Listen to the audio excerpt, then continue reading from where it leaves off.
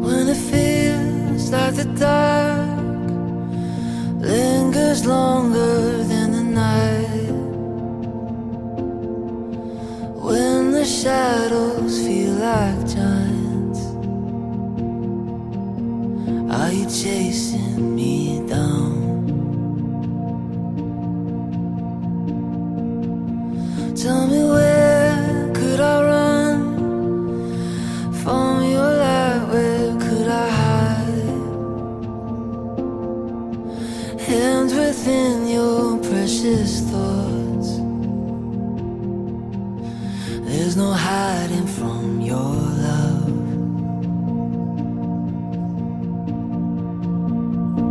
Highs and lows, Lord, you're with me either way it goes.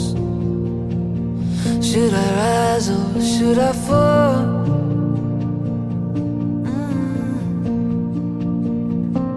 Even so, Lord, your mercy is an even flow. You're too good to let me go.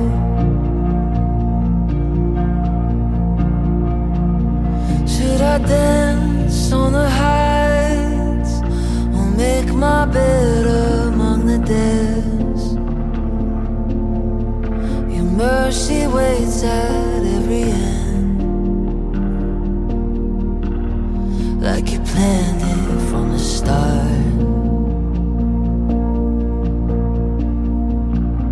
Should the dawn come with wings or find me far side of the sea, there your hand still fastens me,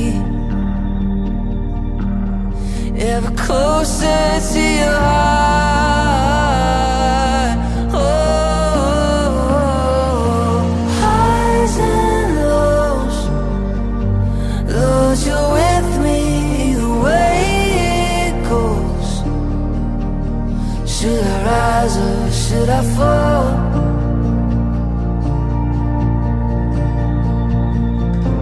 Even so,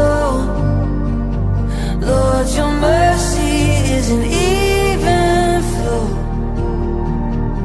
Should I rise or should I fall? You are faithful through it all. You're too good to let me go.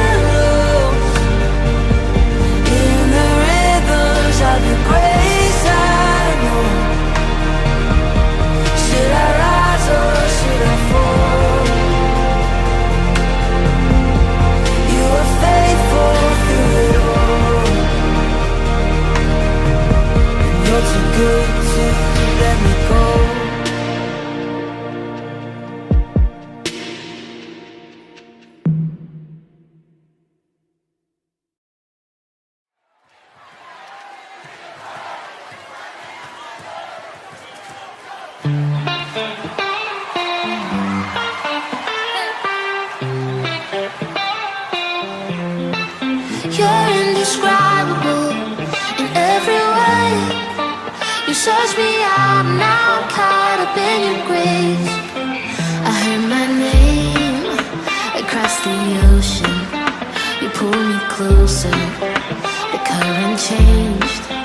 You showed me life, a new horizon, a silver lining, a brand new day. And I'm like, ooh, I can't find the words to say. And oh, you're higher than all my ways, and Lord, it's you who opened my eyes to see and poured out your heart for me. My God, you're indescribable in every way. You search me out, and now I'm caught up in your grace. I just can't fathom it, I can't make sense of how your love so undeserved and never ends. You give me freedom, release me breathless. My glimpse of heaven is life with you. Now there's no fighting this gracious rhythm. I lift my hands high in praise to you. Now every time I go, I can't find the words to say. And oh, you're higher than all my ways, and Lord, it's you who opened my eyes to see and poured out your heart for me. My God, you're indescribable in every way. You search me out, and now I'm caught up in your grace. I just can't fathom it, I can't make sense of how your love so undeserved and never ends. You're indescribable, ooh, ooh, ooh, so indescribable, ooh, ooh, ooh. You're indescribable, ooh, ooh, ooh, so indescribable, ooh, ooh, ooh. Break it down, here we go.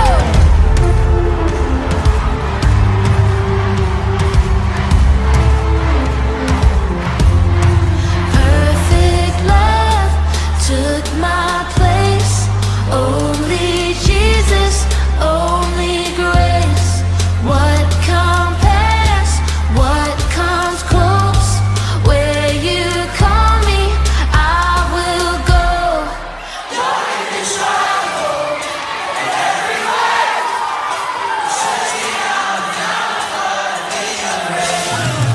I just can't fathom it, I can't make sense of how your love so undeserved and never ends and never ends. Oh no, ooh, ooh, ooh, so indescribable, ooh, ooh, ooh. You're indescribable, ooh, ooh, ooh, so indescribable, ooh, ooh, ooh.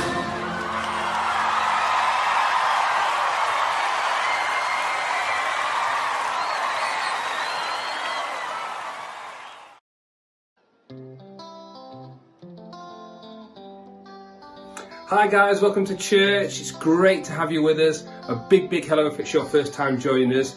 If you're watching on Facebook, say hello in the comments. If you're watching on the online platform, it'd be great to see you saying hello down the side. It'll be just down that side, or is it that side? I can't work it out, but say hi. It's great to have you with us. Thank you for joining us. What we're going to do now is we're going to go into a little bit of time of worship. I know it's different being at home, but I'd really encourage you to actively take part, to go for it and to enter into this. Let's go for it.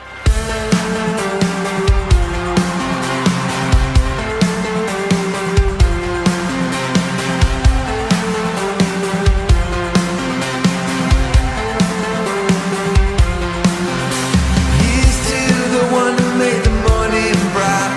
Here's to the one who taught the stars to shine. Here's to the one who graced the dead of night. Pulled me from the dark, set my heart alight. Hey!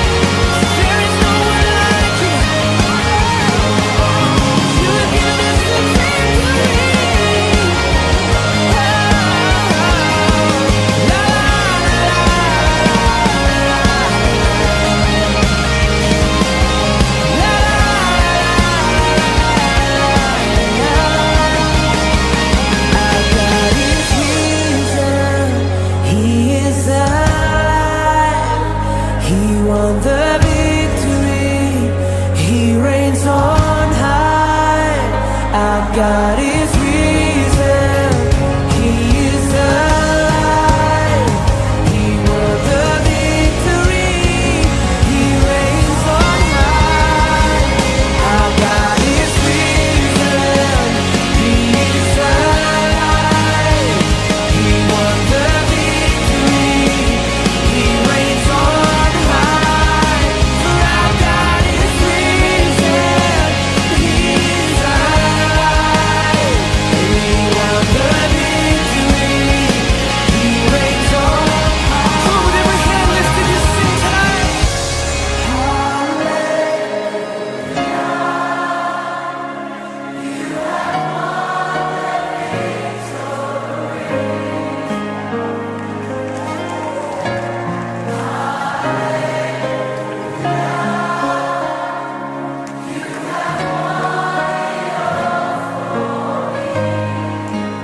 Death could not hold you down. You are the risen King, seated in majesty. You are the risen King.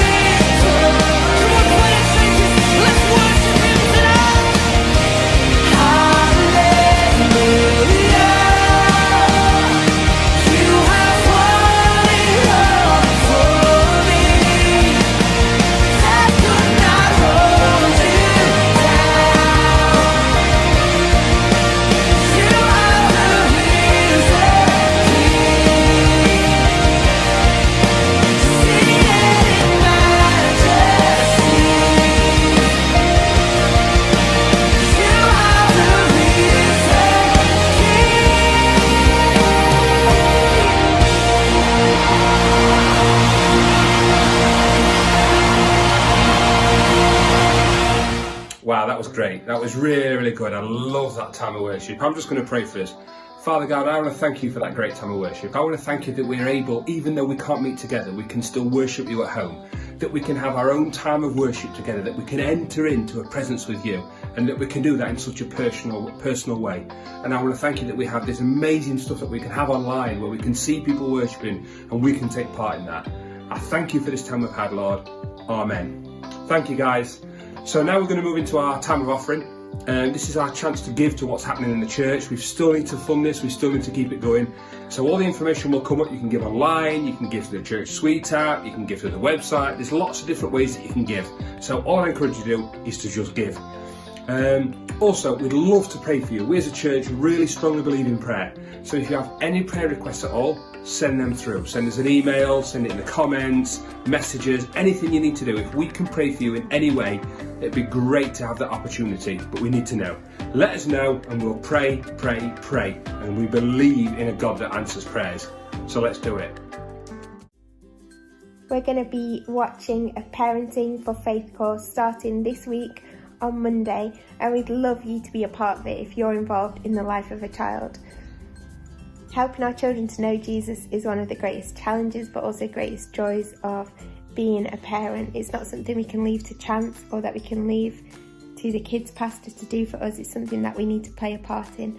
And I know that as a mum, raising children can feel a bit like a long list of to-dos. We've got to take them to football and piano and all the other activities and school and homework. And I know at the minute things are a bit different, but it can seem like discipling our kids or helping them to know Jesus is just another thing on an endless to-do list that we have to put into our calendar. And this course is brilliant because it explains that discipling our kids is nothing like that. It gives us great tips and ideas to how to bring talking to Jesus, developing faith in Jesus, becoming a disciple of Jesus just into everyday life, the ordinary things that we do, the conversations that we have over the dinner table and on the school run. And so it's really great content. We'd love you to be a part of it. You can join us to watch it online on Monday nights and discuss together. We're also going to be sending out the links if you're interested, so you can watch in your own time if you can't make Monday night. If you're able to come on a Monday night just for the discussion but you've already watched the video, that's also fine. Please see the details and the sign up on Church Suite and book your place today. Anything to add? Wouldn't it be great if helping our children find faith was as straightforward as giving them a magic pill? The Veggie Pill. Big brains, big hearts, and everlasting faith, all in one tiny bite. Only $9.99 from all participating retailers. Well, it doesn't work like that. It's better. God designed a way for our children to meet and know Him. It happens in the ordinary, everyday, mundane bits of life. And we, as parents, get to be the most significant part of that, just as we are.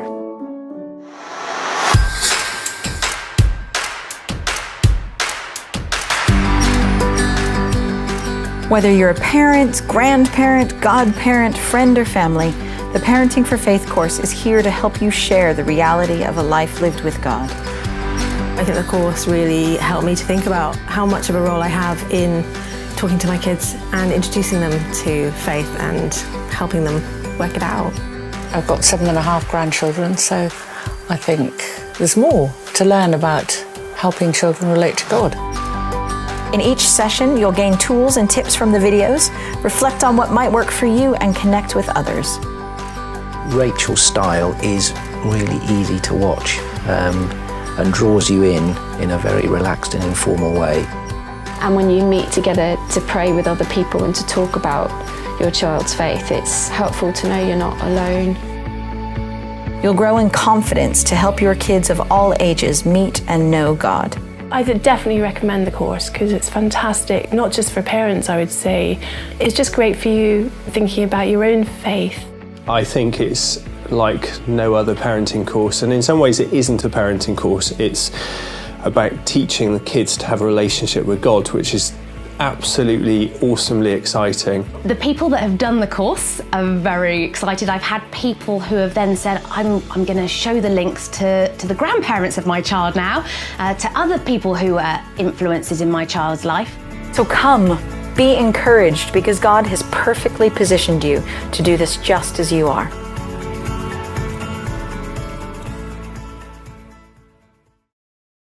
There is little in life that gets me more excited or pumped up than seeing someone come to know Jesus for the first time. Watching them commit their life to Jesus, whether that be in person or online. I love being able to pray with people as they decide to start following Jesus. I don't know if you've ever had that experience. If you have, you know what I'm talking about. But it's interesting, because as amazing as those experiences are, and as much as we look forward to them, it isn't what the Bible asks us to do. The Bible doesn't tell us to go out and make converts, but rather to go and make disciples. Being a disciple isn't a one-time thing. It isn't a moment or experience that we have, but rather it's a commitment that we make. It's a journey that we go on as we decide to follow Jesus, to go where He goes, to do as He does, and to live as He lives. We want to help make the best disciples, and that includes those who are new to faith, but also those who have been in church for ages. We are all called to be disciples, and so we all need to be growing as disciples the whole time.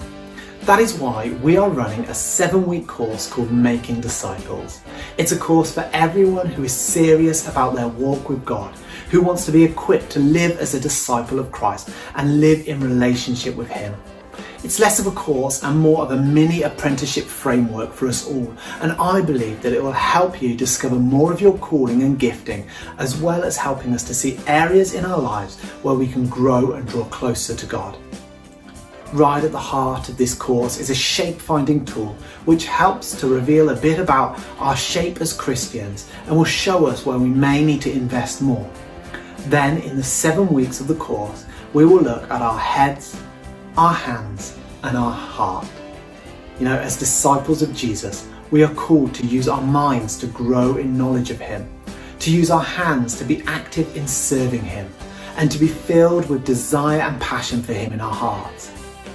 However, we can be overdeveloped in one area and underdeveloped in other areas. We can end up with big heads and hearts but small hands, or big hearts and small hands and heads.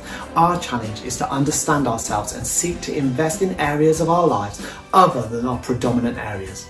In many areas of life, it's good to play to our strengths, but when it comes to discipleship, we need to be holistic and well-rounded in all areas. That's why I would love for you to join me on a journey to becoming better disciples. We're going to run this course online on Thursday nights, starting by watching a video together before discussing some of the content in groups. So I'd love for you to click the link and sign up today. If you want to become a better disciple, and I know I do, I'd love for you to join me on Making Disciples.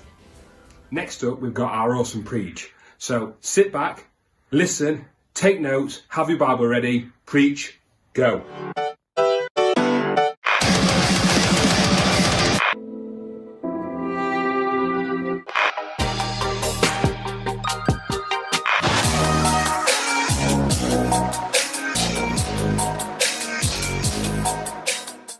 Hey, so let me ask you a question. Do you ever get angry?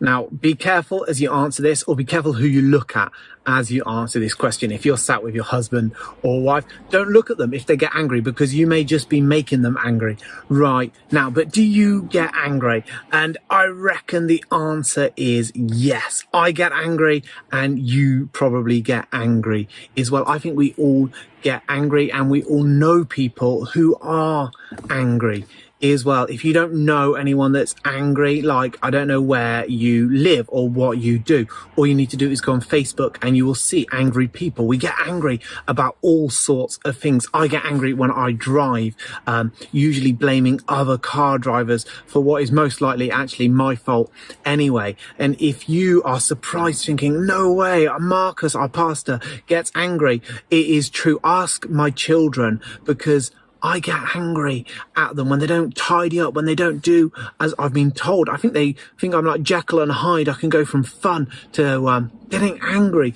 really quickly. We get angry about politics. We get angry about coronavirus. We get angry about schools closing. We get angry about schools not closing. We get angry about church closing. We get angry about church not closing. We all get angry. We get angry about Brexit. We get angry about things that we are passionate about. We can get angry, and being angry can be a dangerous emotion that we have, and we need to learn to manage that emotion, but also to use that to our advantage. Hey, it may surprise you, because when we think about Jesus, we think, Jesus is love, joy, peace. He's all of these, and he is all of those things. But Jesus also showed anger as an emotion too. And so don't worry if you do get angry, you're in good company, because even Jesus got angry. Now, don't use that as an excuse to get angry all of the time. Jesus wasn't angry all of the time, but he did get angry about certain things. And that's what we're going to look at this morning. When Jesus got angry, how Jesus got angry, and most importantly, what Jesus then did when he got angry. So maybe you've been told that anger's a sin, and I don't quite think that anger is a sin, but I think it's something we need to be really careful about, because it's something that can lead us into sin quite easily. I think when we get angry, we can make silly mistakes, and we can do things that we wouldn't normally do. You can probably think of some circumstances in your life when you've done things that have made you get angry, and then you've done something that you probably regret afterwards. A wise man once told me, he said, Marcus, when you get angry, he said, write it down in a letter, as if you're complaining to someone or you want to deal with that situation. Write everything down and then wait. He said, wait a day, maybe 2 days, and then reread that letter before you go to send it. And he said, I guarantee you, you will not want to send that letter. And he is right. He's always been right. You know what? I've never wanted to send that letter afterwards, because anger, that emotion, can cause us to do things that we would not want to do. So we need to be really careful when we get anger. It says in Ephesians 4, it says, in your anger, do not sin. Do not let the sun go down on your anger unless it gives the devil a foothold. So whilst anger isn't a sin as such, it is something we need to be really careful about how we deal with that, how we respond to our feelings of anger. But I think anger can be something positive as well, because anger can cause us to do something about situations that are not right, about situations that are unjust, actually, about situations that should not be happening in our world. And anger can cause us to become passionate about those situations, so much to a point that we do something about it, where we say, I cannot stand this injustice anymore. I need to change this injustice. But we have to examine why we get angry. We have to look at the reasons and say, well, why am I angry about this? What is causing me to think this way? Because there are so many things that influence us. There are so many cultures in our world, and there are dominant cultures in our world that influence the way we think, and maybe they cause you to get angry about situations that we shouldn't get angry about. And I think we need to look at our lives and say, well, what actually causes me to get angry about these situations? Is it the culture of the world? Is it the way that I was raised? Is it this factor or this factor? Or is it because God has put this on my heart? Is it because actually the Bible says this is unjust, this is not right, and we need to do something about it? We need to examine why we get angry. We need to look at the motives. We need to look at our worldview and say, why am I getting angry about this situation? Maybe you're not quite sure. Hey, and if you really want to take up the challenge today of changing what we get angry about, I challenge you, why don't you write down an anger journal? So every time you get angry, write it down. Now, for some of us, this may take us a long time. If we are particularly angry people, if we get angry all of the time, it may take you ages to do, but I think it'll be worth it. Write it down. Write down when you get angry, and then analyze why you get angry. Why did I get angry about this situation? What caused me to get angry about this or about that? And I think it will change our worldview, and we can begin to realize why we get angry at certain situations, what causes that anger. And then when we know why we get angry and what's causing that anger, we can begin to act upon that anger in different ways. So the most famous example of Jesus getting angry in the Bible, we find it in Matthew. And Matthew chapter 21 verses 12 to 14. So if you've got your Bible, why don't you open it up and we can quickly read that together. It says this: Jesus entered the temple courts and drove out all those who were buying and selling there. He overturned the tables of the money changers and the benches of all those selling doves. It is written, he said, that my house will be called a house of prayer, but you are making it into a den of robbers. The blind and lame came to him and he healed them. And that's probably the most famous story we find in the Bible of Jesus getting angry to a point where he overturned the tables of those who were basically ripping people off. So it's an incredible story where Jesus does something completely dramatic, completely unexpected, and perhaps completely something out of character for him. And I want to just draw out 3 points from this short text that we find in Matthew 21. Noting what Jesus does, how Jesus does it is well. And I think it's really important just to see when Jesus gets angry, he knows who he's getting angry for. You know, in that time, it was busy in Jerusalem. Not only was Jesus entering in Jerusalem, and just before this passage, we read how Jesus had, ridden into Jerusalem on the back of a donkey, and the crowds had been there cheering him on. But there were loads of crowds there in Jerusalem at the time because it was Passover. So not only was there people who normally live in Jerusalem there, but there were hundreds and hundreds and hundreds and thousands of extra people there in Jerusalem who were waiting for this Passover festival. festival, to make this pilgrimage. Maybe they'd been waiting a long time to get to Jerusalem to do this. It was a special occasion. And I'm sure that in that place, in that temple, would have been people who had sacrificed a great deal to get there. It's not like they could have quickly jumped on the train and got to Jerusalem, but they had made a long journey. They were taking time off work to get to Jerusalem, to make these sacrifices to their God. And it was a special time. And so Jesus comes into the temple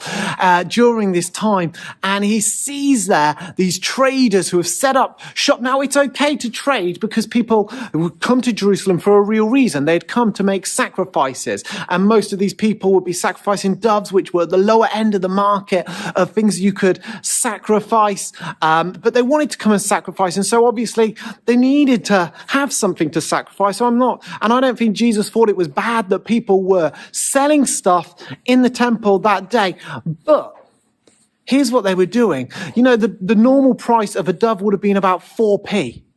But these traders, they think they had increased it to about 75p for a pair of doves. Now, remember when we used to be able to go to football stadiums or concerts or arenas, and we would buy a can, you'd go to buy a can of Coke, which would normally cost you like 70p, and you'd get to the arena, it would be like, £3. Well, this increase is even more than that. And so these people were just completely ripping off the needy, the vulnerable, those that have made this journey into Jerusalem. And Jesus sees this and he's heartbroken. And he gets angry on those who were mistreated. Jesus knew why he was angry. And that's why it's so important to know why we get angry and who we get angry for. I find it really hard sometimes. I try to be politically neutral. Maybe I don't do a very good job of that, because we see loads of injustices in the world, and there are so many things that are unjust. There are so many things that are wrong, and it's hard to know what to speak out about. And I don't want to upset people. I don't want to cause offense to people. And so sometimes I don't speak out when I probably should speak out. And maybe that's the same for you. Actually, for the sake of our reputation, for the sake of appearances, for the sake of staying neutral, we don't speak out about injustices. And it's hard. But as Christ followers, as people that love God, you know what? We're called to stand up and to shout out for the poor, for the widows, for the orphans, for the foreigners, people who don't have a voice. Do we speak out against injustice? Do we get angry about injustices in our world, about those who are being mistreated and who don't have a voice for themselves? These people coming to the temple that day, these people who were being ripped off, they didn't have a voice. And Jesus decided in his anger to do something about that situation. When Jesus got angry, he did it for the marginalized. He did it for those who were mistreated. He didn't do it for himself, but actually seeing people being ripped off, seeing his Father's house being taken advantage of. Jesus flips some tables. Jesus makes a stand. Jesus draws the crowd's attention. People start to look at him, but he does something about it. Jesus reaches out. When he got angry, it was for the mistreated. It was for the broken. It was for the vulnerable. It was for those who don't have a voice. What do you get angry about? Is it about those things? So the other thing that Jesus did when he got angry, and I want you to note this, and this is really important, is that he flipped tables, not people. And it's easy sometimes to point our anger towards people. And hey, maybe you want to flip some people off, and maybe you want to punch some people when you get angry. But Jesus, he didn't punch the traders, he flipped the tables.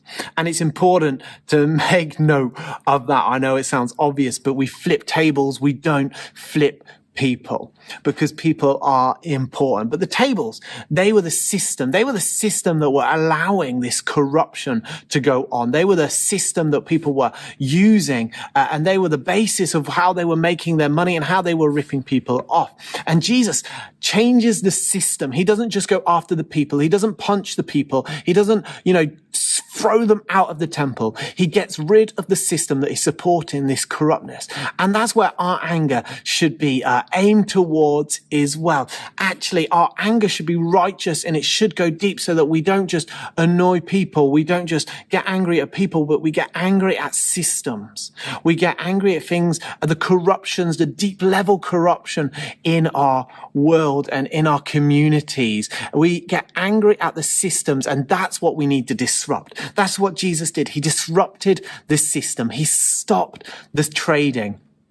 I don't know if the traders got their tables set back up. I don't know what happened, but he certainly disrupted the system. And we need to pray for a real righteous anger.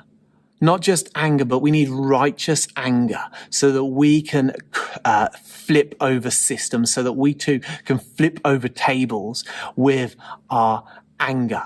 And we need, I think it's a massive prayer point. And maybe if anger is something that you struggle with, it's something we need to pray every day at the start of our day. God, give me righteous anger, not just human anger in my life today. And I encourage you, because prayer makes a difference. If you're struggling with something, pray every day, commit every day that thing to God, and it will make an amazing difference. But we have to remember that people are important. So often in our world, we just want to be the people that are right about situations. We need to know that we're right. We want other people to know that we're right. Maybe it's in your family. Maybe it's in your marriage. Can you let an argument go?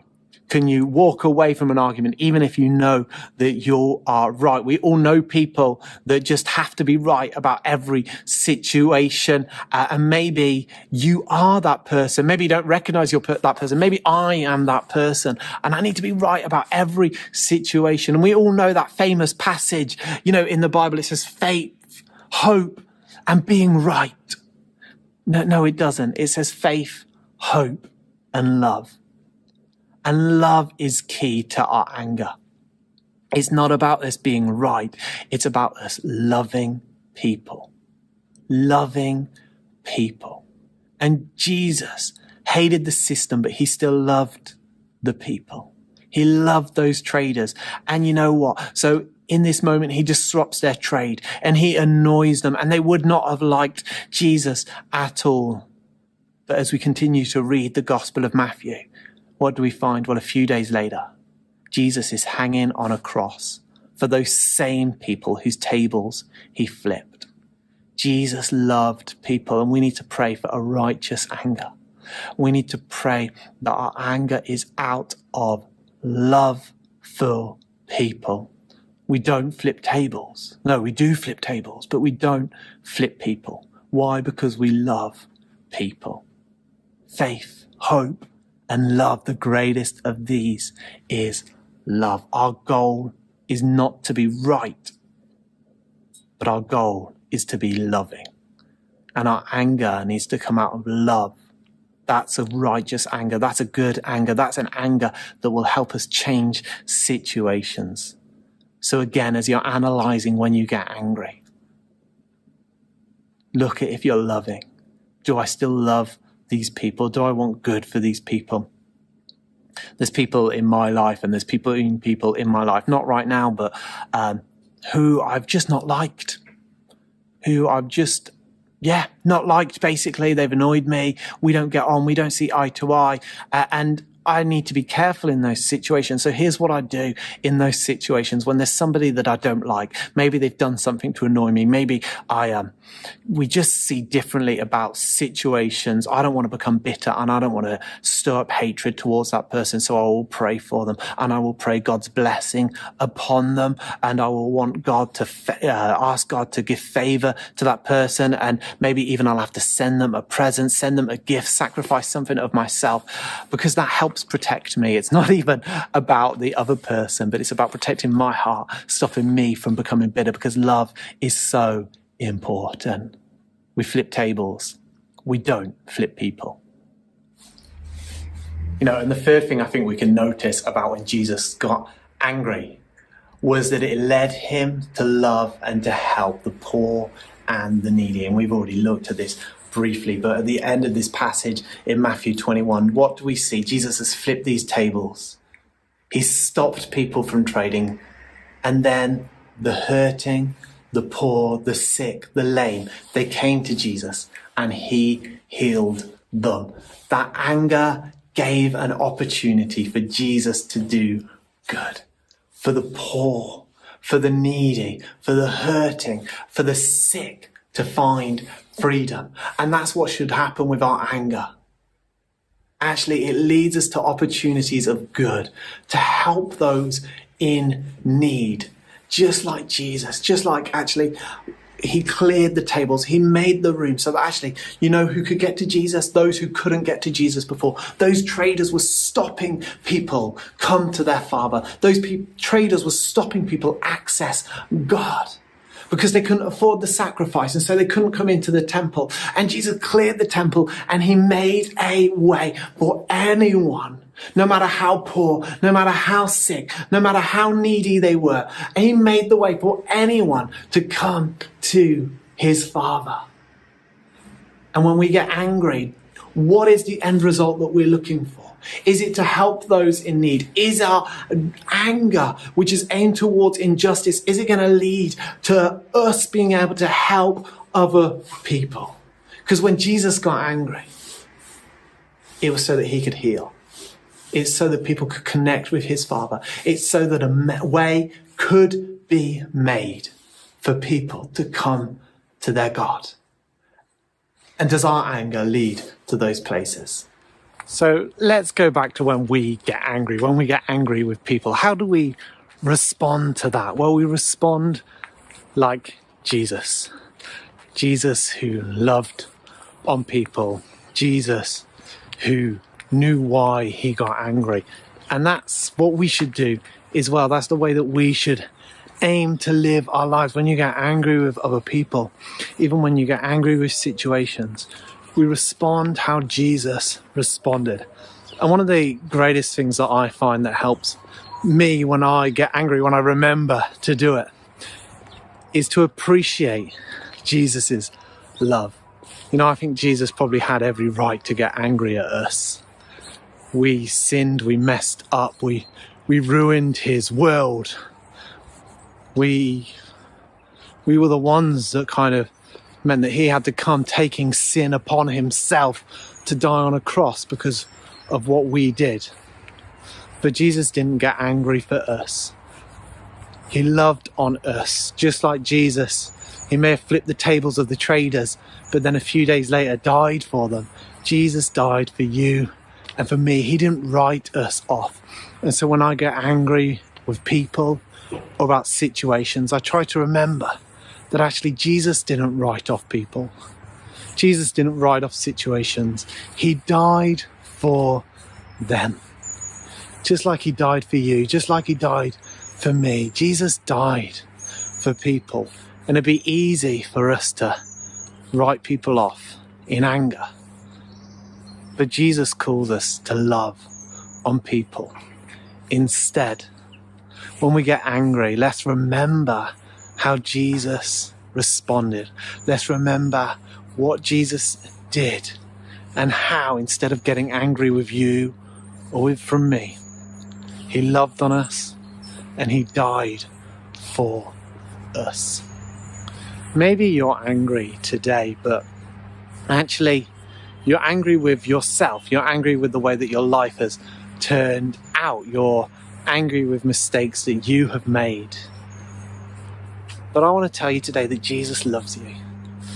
And the thing that Jesus gets angry about is when people are cut off from him, when they can't be in relationship with him. And he's dealt with that. He's made a way through the cross for you and for me to be in relationship with him. And so today, maybe you're angry with yourself. I want to tell you that Jesus has made a way for that anger to be taken away, for you to be in relationship with him today. Just commit your life over to him.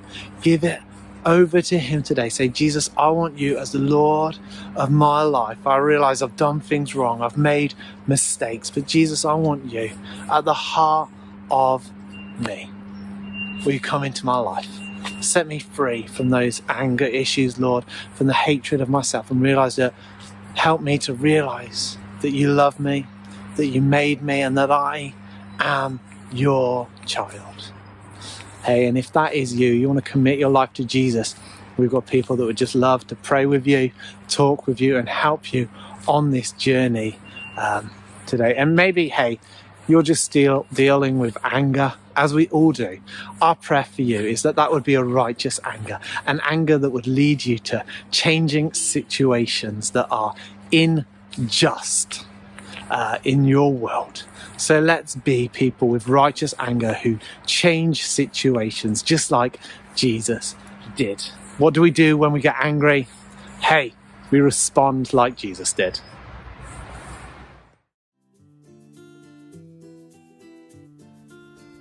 Thanks guys, that was absolutely brilliant. This is our time online done now. We're just about wrapping up.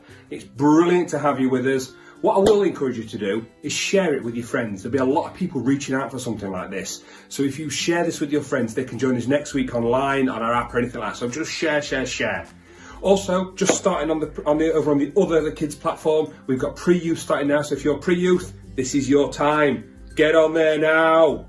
So thank you for joining us. Have an amazing week. Keep in touch. Text somebody in the week who you've not texted before. Ask them if they're all right. Keep in touch with people. Have an amazing week. Don't switch off yet. We've got a little bit more worship coming your way.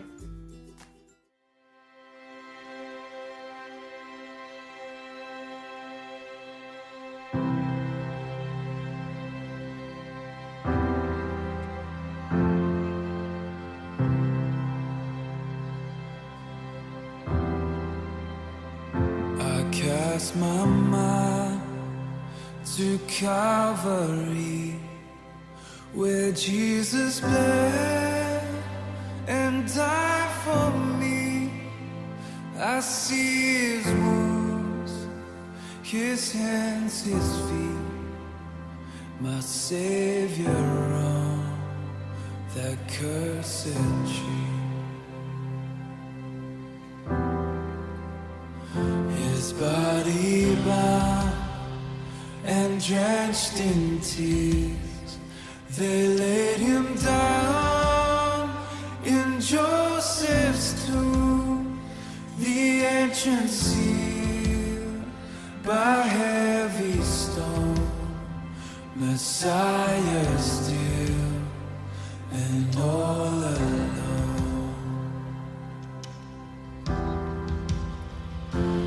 Oh, praise the name of the Lord our God. Oh, praise his name forevermore. For endless days we will sing your praise. Oh Lord our God.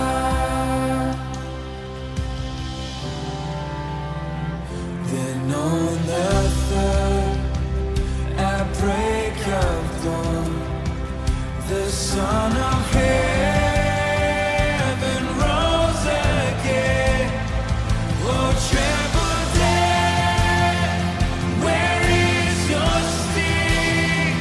The angels roar for Christ the King. Oh, praise the name of the Lord our God. Oh, praise his name forevermore.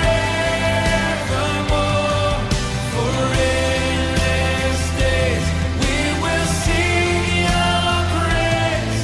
Oh Lord our God.